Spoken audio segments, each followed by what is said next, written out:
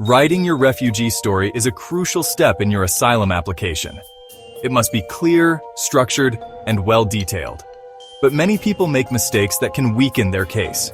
In this video, I'll show you exactly how to structure your story, what details to include, and how to avoid common errors. Start by introducing yourself, your full name, date, and place of birth, and your citizenship status.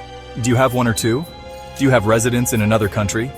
Next, mention your education, work experience, and if relevant, some background about your family and social environment.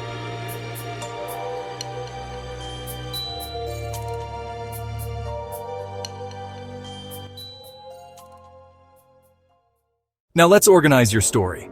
Keep your events in chronological order. Start from the earliest incidents and move forward in time. What was the final event that made you realize you had to leave? Did you experience violence, threats, or persecution? Who was responsible and why were you targeted? Be specific and clear. Did you seek help from the police or any other authority? If you did, explain what happened. If you didn't, explain why it wasn't an option. Clearly state when you left your country. If you stayed in other countries before arriving in Canada, mention those as well. How long did you stay there? What were your living conditions? Once you arrived in Canada, when did you apply for asylum? If there was a delay, explain why.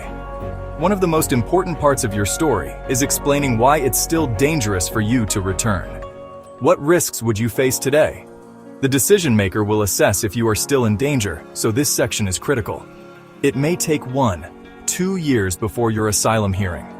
Update your story and focus on future risk and any change in your country's circumstances. Don't mix up dates. Keep them in order. Don't write vague statements. Be specific. Don't forget the future risk. This is critical. If you need help with your asylum application, LMRT is all you need. Call us at 438-700-6165. We'll guide you through the process and help you prepare the strongest case possible. Subscribe for more immigration tips.